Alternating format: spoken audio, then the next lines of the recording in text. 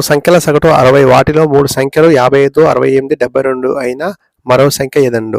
అంటే 4వ సంఖ్య కనుక్కోమండు. సగటు అనడు. సగటు ఫార్ములా సగటు ఈక్వల్ టు రాసుల మొత్తం బై రాసుల సంఖ్య.